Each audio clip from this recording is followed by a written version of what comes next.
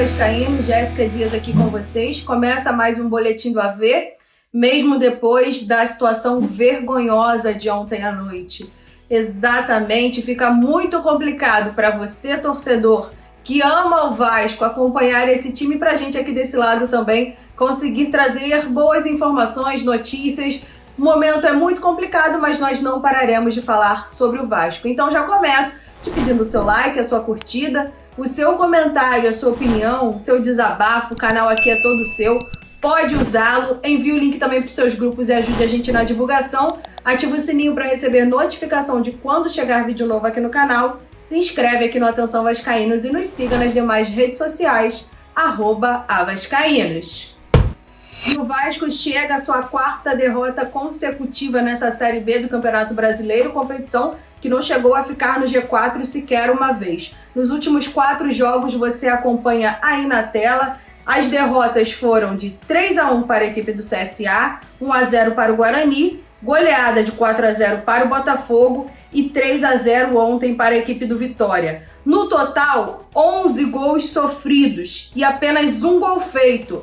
Ontem também tivemos a proeza de alcançar o 30º gol sofrido de bola aérea. Uma defesa péssima e um ataque ineficiente.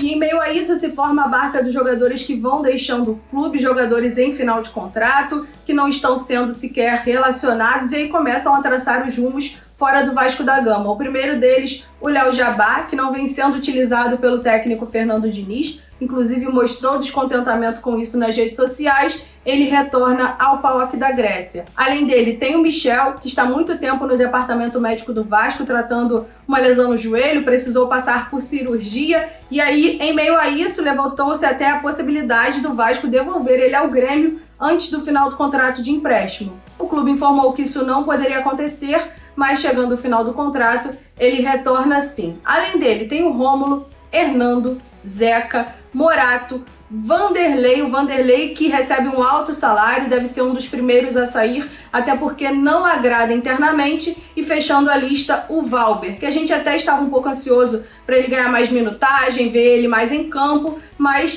pelo visto não aconteceu, inclusive uma demonstração foi esse jogo de ontem, uma péssima atuação do zagueiro. Além disso, tem uma outra lista dos jogadores com situação indefinida. Jogadores que o Vasco ainda não definiu se vai utilizar para a temporada de 2022, começando pelo Germancano, que depois de ter perdido aquele pênalti, chegou no vestiário e disse que continuaria para a próxima temporada, para a próxima Série B, mas a situação dele é bem difícil, não foi confirmada nem a sua permanência e nem que ele saia do clube. Mas a permanência é muito difícil.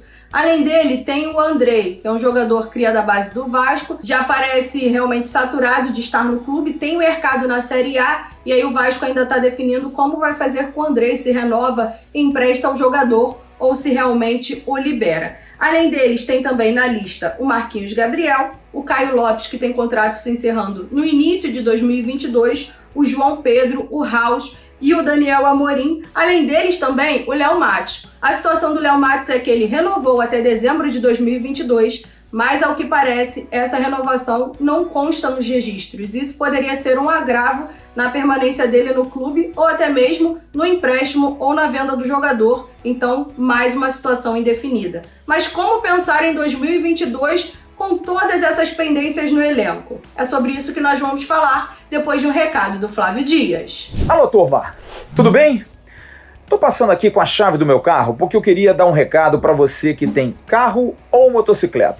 Você tem andado desprotegido, sem seguro, porque não teve grana para renovar ou fazer um seguro novo? Calma, normal, tá acontecendo. Mas agora eu tenho uma solução. Procure a Altima Proteção Inteligente, uma associação com 5 anos de experiência. E exatamente por isso, eles podem fazer preços 50% mais baratos do que as seguradoras normais. Olha, eles dão proteção contra roubo, contra furto, perda total, indenizam até 100% a tabela FIP, incluindo motoristas de aplicativos. Proteção, terceiros, para-brisa, reboque de até 600 km e muito mais. Preços: R$ 129,90 mensalidade para a proteção do seu carro, R$ 99,90 proteção para a sua motocicleta. Veja o site altimaproteção.org.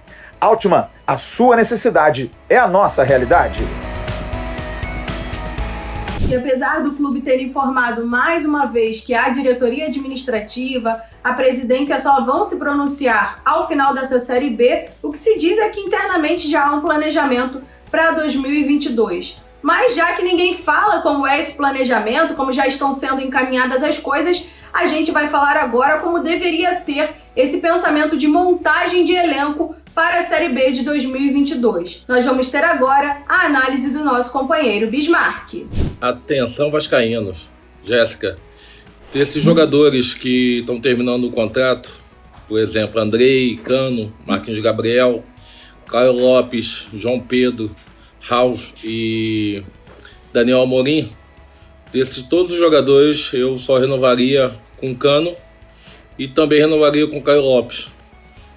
O contrato do Caio Lopes está terminando em janeiro, é um bom jogador, um jogador que em algumas partidas foi muito bem e depois não teve oportunidade de novo. Então, de todos esses jogadores do elenco do Vasco que estão terminando o contrato, eu ficaria somente com Cano e com Caio Lopes. E a gente tendo a certeza que para 2022 o Vasco vai ter que ter uma reformulação geral, na minha opinião, tanto na comissão técnica como também entre os jogadores. Jogadores como Ricardo Graça, Andrei, Bruno Gomes, eu acho que são bons jogadores, mas no Vasco não demonstraram aquilo que nós esperávamos. Então acho que o Vasco seria bom, tanto para os jogadores como para o Vasco, negociar esses jogadores. Acredito que para 2022 o Vasco vai ter que ter um trabalho muito, muito perfeito em função de que a gente não pode errar de novo, de não subirmos para a primeira divisão. Atenção vascaínos, aquele abraço. E a única novidade que nós tivemos nos últimos dias foi a chegada de Donizete Pantera como assistente técnico das categorias de base do Vasco. Ele inclusive estreou hoje no jogo do Sub-20 contra o Barra da Tijuca pela Copa Rio OPG. E ele fala agora nesse Boletim do AV sobre esse novo desafio, agora fora das 4 linhas, nas categorias de base do clube. Então, minha chegada no Vasco, né? A expectativa é muito grande. Eu esperei bastante tempo para essa oportunidade. A diretoria está me dando essa honra, está me dando essa chance, né? Então, é isso. Pegar um pouco de experiência também com os garotos comigo, né? É tipo uma troca, né? E fui muito bem aceita no grupo, né? Já conheço vários professores na base, né?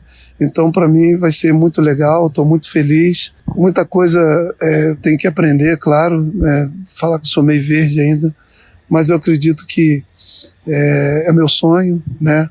É o que eu gosto de fazer, é o que eu sempre fiz em toda a minha vida, é trabalhar no futebol. Então, agora começar a iniciar, né? E agradecer o Vasco por mais uma porta aberta e fazer de tudo para que eu possa ajudar e contribuir com o trabalho. Em meio a isso, a Justiça condena o Vasco a pagar mais uma dívida trabalhista. Dessa vez, R$800 mil a Lucas Ribamar, que cobrava salários atrasados, FGTS, 13º e também valores de premiações. A situação financeira do Vasco, quando a gente acha que vai melhorar, sempre vem mais alguma coisa. Essa notícia foi dos nossos colegas do Sport News Mundo. Gente, qualquer outra novidade, hoje à noite você vai conferir no AV News com Flávio Dias aqui no canal. Meu beijo pra vocês e até a próxima!